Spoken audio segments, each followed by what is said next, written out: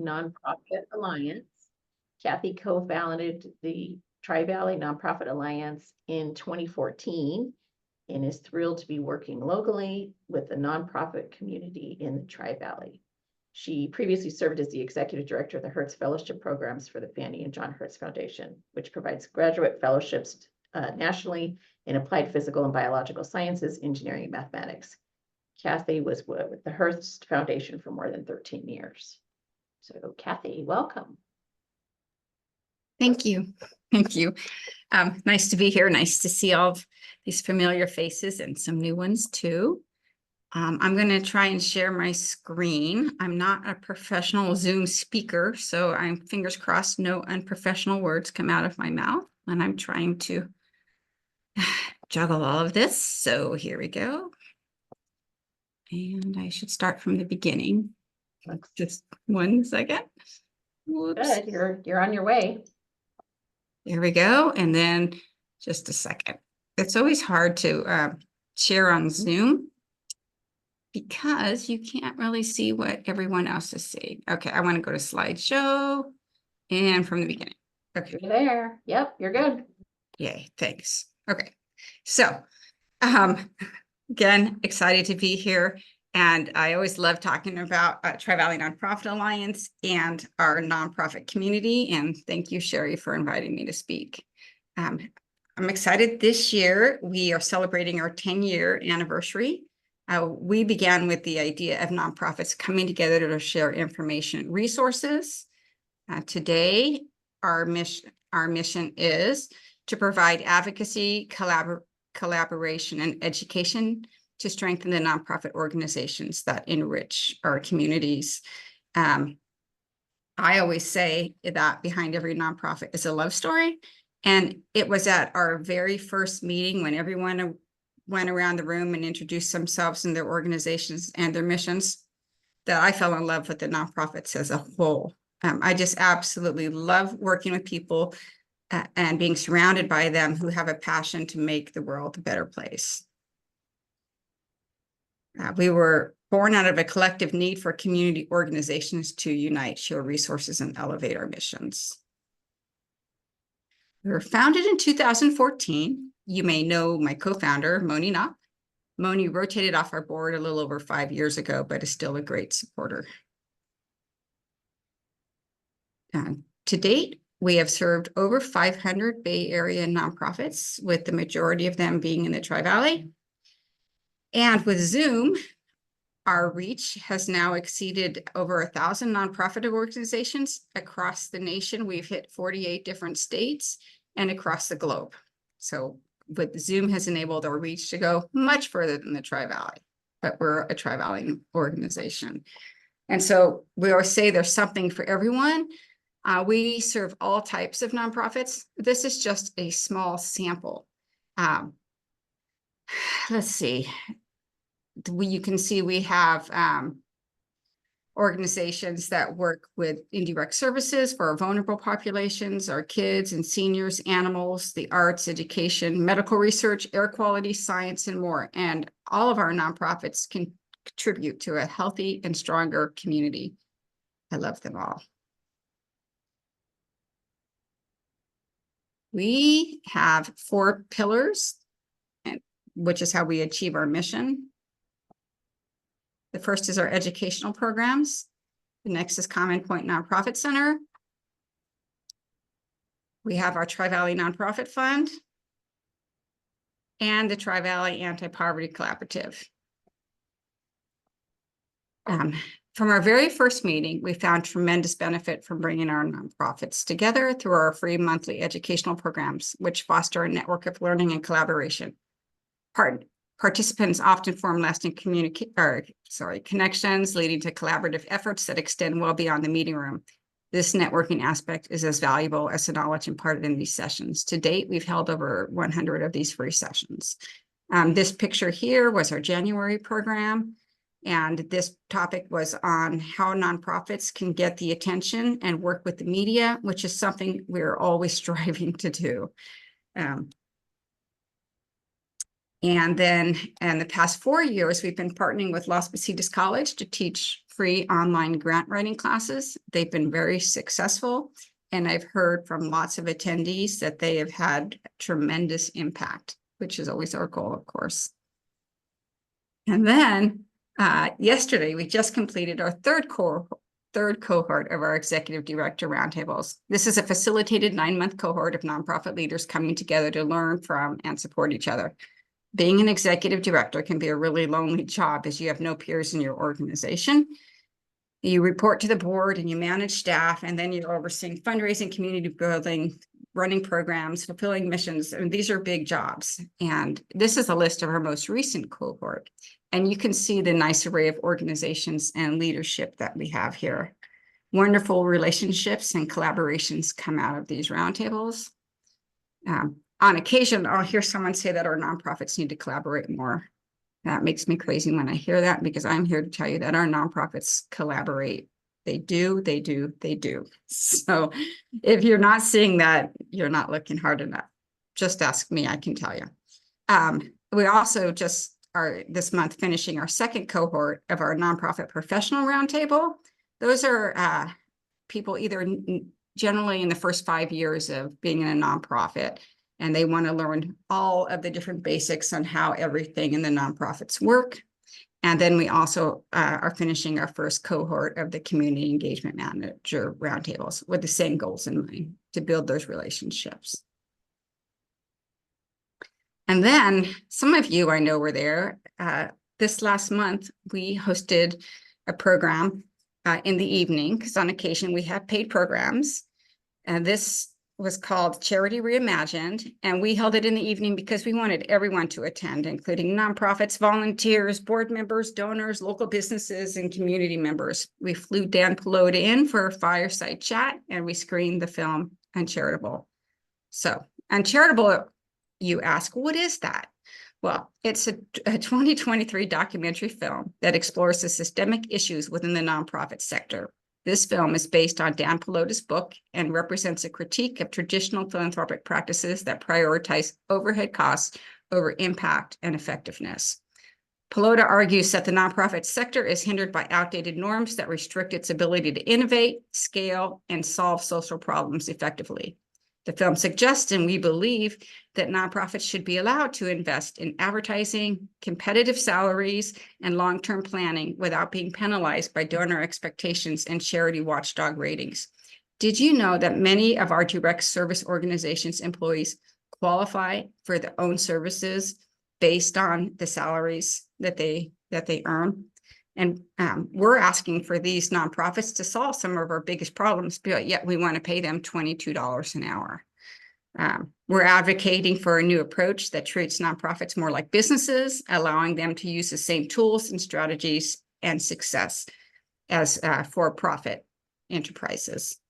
The film's message is a call to action for a reevaluation of how charitable organizations are funded and managed, promoting a more sustainable and impactful model for addressing local and global issues. We have asked nonprofits, as I mentioned, to solve some of society's biggest issues, as long as they keep the overhead low. It's time for this to change. TVNPA plans to continue this conversation. We're beginning to plan an event in the fall, along with Three Valleys Community Foundation. And if this is a topic that interests you, please follow us, stay informed, and get involved, or reach out to me, because I always love to get people involved wherever I can. So those are some of our educational programs. That's our first pillar. We also have our Tri-Valley Nonprofit Fund. We started this in 2020 during the pandemic, when we saw an increased need for funding within our nonprofit community. And so to date, we've now given away $413,000 in grants to local nonprofits. We give $100,000 annually, and these are focused on nonprofits that serve the Tri-Valley. We're in the process of selecting grant recipients for our second quarter this year, and quarter 3 will open on July 1. And then in 2022, we opened the doors of Common Point Nonprofit Center. Alan Burnham is on this call. This is actually Alan's building, and he leases the space to us, and we in turn set up and run Common Point Nonprofit Center. We have offices, cubicles, dedicated drop-in space, conference room rental, and virtual tenants. Our virtual tenants are generally small nonprofits who need a place to meet, typically for board meetings once a month for a couple of hours, and maybe a physical address. We only charge $30 a month for this option because we want our nonprofits to be able to afford to use this space. We currently have more than 20 tenants, including our virtual tenants. Our offices are full. We do have some availability for other options. We would love to have more office space. There's certainly need for more office space. We were thinking we might have some more next year, but that's going to be put off a little bit longer. The other thing we do at Common Point that I love is we have our walls are decorated with art from our local art nonprofit organizations. And this is a great way to support our local art nonprofit organizations and local artists. Almost all of the artwork is for sale. To date, we've sold about 20 pieces so far, and which is really exciting. So, and they make great gifts. So if you're looking for a Father's Day gift, come on down.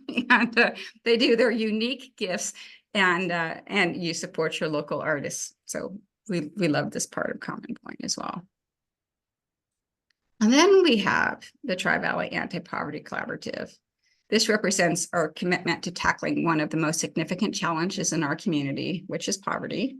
This initiative is about bringing awareness to poverty in our area, as it looks different than it does in other areas, and then creating sustainable solutions that address the root causes of poverty. For a long time out here, we've been ignored because they're comparing the Tri-Valley to Oakland. Our need is not nearly as great, but we still have need, and the people here that have need are not less important than others. And so I felt a lot like Horton Hears a Who, like, ooh, we're out here, pay attention. We are now finally getting some real attention out here. But the mission of the Anti-Poverty Collaborative is to eradicate poverty in the Tri-Valley by advocating, collaborating, educating, and amplifying messages. Our goal is to drive system-level change around healthcare, education, affordable housing, food security, and economic justice. We bring together nonprofits, faith organizations, business leaders, and elected officials to highlight our pockets of poverty in the Tri-Valley and work towards finding sustainable and innovative solutions. We believe that everyone deserves a decent standard of living and access to necessities, including food, shelter, healthcare, and education. Our collaborative works towards promoting policies and initiatives. And we advocate for equity and justice for all members of our community. And we believe that by working together, we can create a more just and equitable society where everyone has the opportunity to thrive and fulfill their potential. Where things are now. Well, as part of our anti-poverty collaborative work last year, we produced a report called Just Getting By in the Tri-Valley. We wanted to get a better understanding of the impacts of the pandemic that it had on poverty in our area. And the data was pulled from the census and from Social Security. You can download this report from our website and at this QR code. I'm just going to give you a little peek into the data. I love data. It's fascinating to me. The report's long, and but I'm just going to show you a little bit. So this page will give you kind of just an idea of what it takes to get by in the Tri-Valley. $123,000 a year. This is in Alameda. And so Tri-Valley is just slightly higher than that. To hit that, someone would need to be earning $58.96 an hour for a 40-hour work week. So let that sink in for a moment, especially when you consider that's almost 4 times the hourly wage of someone living at the poverty level. You can see here the poverty level for a family of 4 is $30,000. Can you imagine trying to get by on that in the Tri-Valley? So here, I find this fascinating too. As costs continue to outpace wages, more and more Californians will be only an emergency away from long-term financial precarity. Even in families with one or more working adults, almost 1 in 5 households in Alameda County cannot make ends meet. In fact, over 32% of households make under 100,000 and 14.3% are living on less than 50,000. In a place as expensive as the Tri-Valley, people are literally making choices between childcare, housing, medicine, and food. Despite the economic roller coaster of the last few years, we've seen some stability in poverty rates, largely thanks to government help like tax credits and eviction moratoriums, which are being lifted. These programs were lifesavers for many, especially our kids, who saw their poverty rates actually drop. But as the pandemic fades, so does the support, just when inflation and economic uncertainty hit. So even with the economic gains, the number of people living below the poverty line in the Tri-Valley is sobering. We're talking about thousands of individuals and families who are struggling to make ends meet. And let's not forget the disparities among us. Poverty hits our communities of color, our children, and our oldest adults the hardest. So here you can just focus in on Livermore for a minute, and you can see that 38% of Livermore residents are making under $100,000 a year, which is less than it takes to make ends meet. Oops, I went the wrong way. Okay, so according to the 2021 ACS, 10,396 people live below the poverty level in the Tri-Valley, which is an income of $30,000 for a family of 4. $22,000 people are living at 200% of the federal poverty level, which is an income of $60,000 for a family of 4.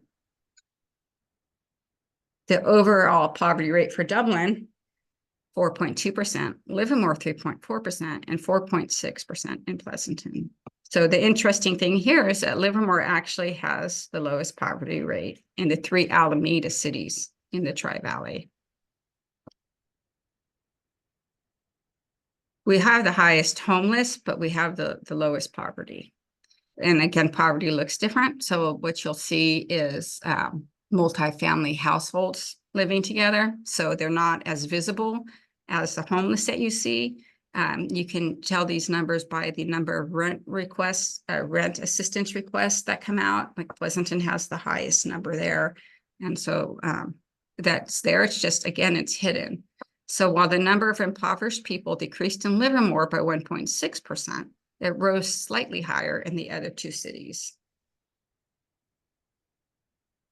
And then there was just recently, earlier this year, the point in time count for people experiencing homelessness in Alameda County, or in Alameda County. I just pulled out the numbers here for Livermore. And so you can see here, you can see the little letter numbers. The homeless went up from 242 to 276. The number of sheltered homeless actually, oops, sorry. My bad. Come on. The number of sheltered homeless, and we're talking those who are in the shelters like Home Vineyard and Tri-Valley Haven, Shepherd's Gate, that increased, which is good. And also the number of unsheltered went down by 3%, which is consistent with the rest of Alameda County. Let's see. Here's a snapshot for just the Tri-Valley as well. This is from our May program that we held on the Anti-Poverty Collaborative. So the demographics are fascinating to me. 56% of the homeless in the Tri-Valley are females. 25% are over 55, and 11% are more than 60. I'm over 60 now too. I cannot even imagine being homeless. I whine if I have to sleep on a couch. And I could not imagine not just how hard it would be on my body. The top cause of homelessness, and this is in the Tri-Valley, is domestic violence. This is not true for most other areas. It is true for our area, but a lot of that has to do with the fact that we don't have a lot of other reasons for homelessness other than poverty. But domestic violence is one thing that sends people out fleeing, and then they end up homeless. Then the Black African Americans are 6% overrepresented, and the American Indian indigenous, I can never say this, are 10 times overrepresented. Never say that word. And then 76% reported current episodes of homelessness being 1 year or more. We did a talk at our May program, as I mentioned, at the Bankhead Theater. That talk is recorded, and it is on our website under the Anti-Poverty Collaborative page, and all the slides are available. And it was an outstanding program and very eye-opening. I highly recommend taking the time to find that and to listen to that. So some of the information that came from there is, okay, I have to fix I can't see the whole screen. I'm having an issue here. This is why I don't like this. Okay. Oops. There we go again. Okay. So in Alameda County, well, statewide in California, in order to be able to afford a 2-bedroom apartment and not be house poor, that would be considered 30% of your income towards your rent, you would need to earn $42.25 per hour. For Alameda County, that's actually $46.25 an hour. If you were earning minimum wage, that would mean you would have to work 109 hours a week to be able to make ends meet for a 2-bedroom apartment. A 1-bedroom apartment, 88 hours a week. So you can see how precarious things are right now. There's not a lot of people out there that are making the $46 an hour. You saw that in the slide about the income in Livermore or in the Tri-Valley. And then here's some information on the housing costs, which I also found fascinating and explains a lot. I'll just jump right to 2022. So currently, 2022 average home of a house in Alameda County, all of Alameda County, is $1.2 million. The average income in Alameda County is $129,000 a year. In order to be able to afford the average home price of $1.2 million, a household income needs to be $237,000 a year. So you can see who's buying houses and who's not buying houses. And you can see how challenging it is to pay rent. Those are your options, right? You can rent or you can buy a house. Now, when you look at this chart, what's also interesting is if you go back to 2010, the green represents the income, the average income. The red represents what the income needs to be, and the purple line is the average cost of housing. So interestingly, in 2010 and 2012, when we were going through the housing crisis, that's actually when things were more rationally matched than they are right now. But as that's recovered, the cost of housing has gone up tremendously, 300%, but the income has not gone up 300% to be able to match that.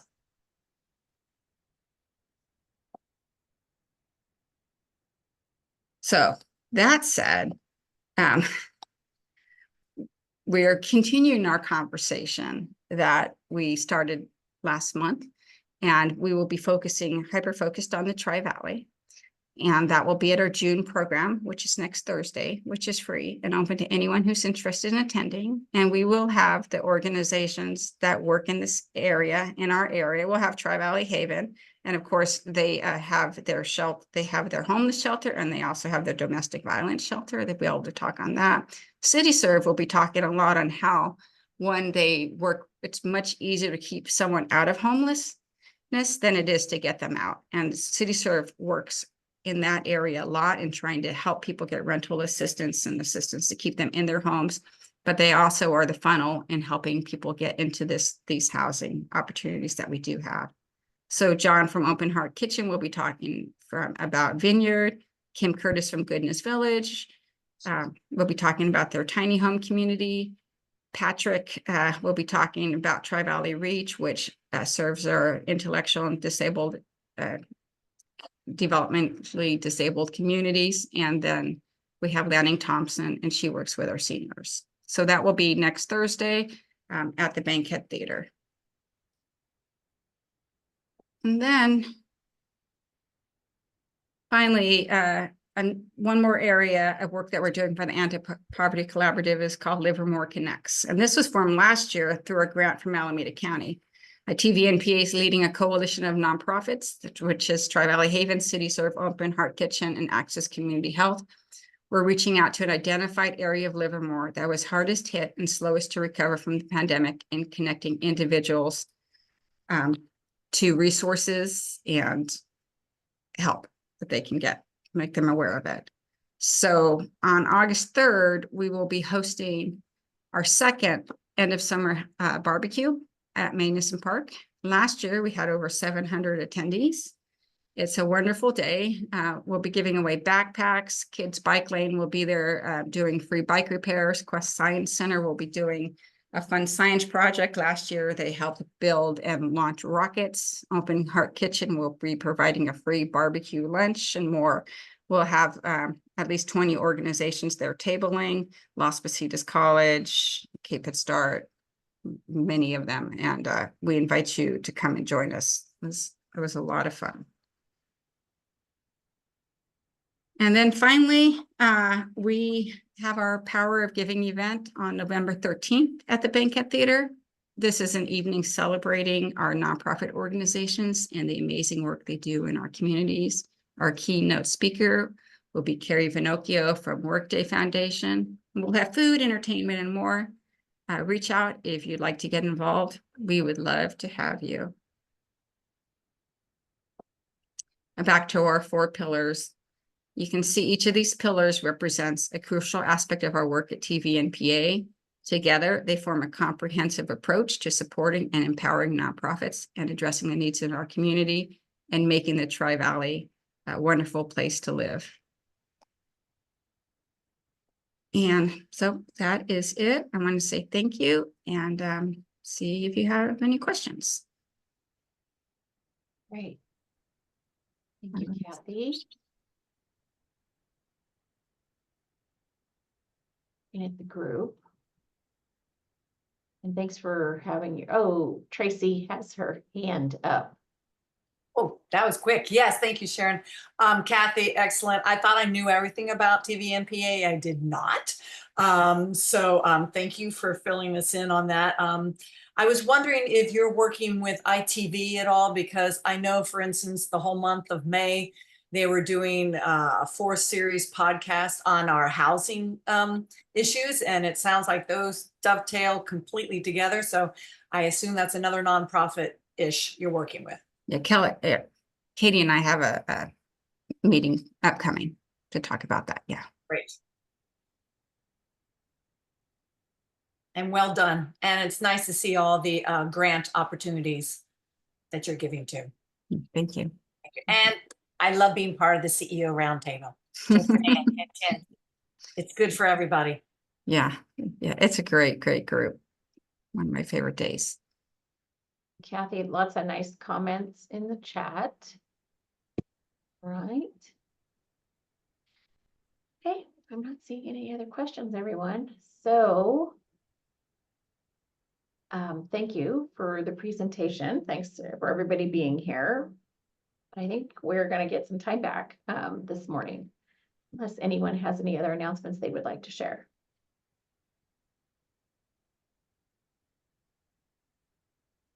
Okay, all right, we're getting the time. So first of all, I will not see you in July. I will not see any of you in July at the Business Alliance meeting because we're going to be on recess. So our next meeting will be August 7th. Please, everyone, have a safe couple of months here. And as David said earlier, lots of water today because it will be warm, and go slow. Just please, bodies have to assimilate to this weather. So thank you, everyone. Have a great day, and then we will see you in August. Thank you. Thank you, Kathy. Thanks, everybody. Bye-bye. See you at the rodeo.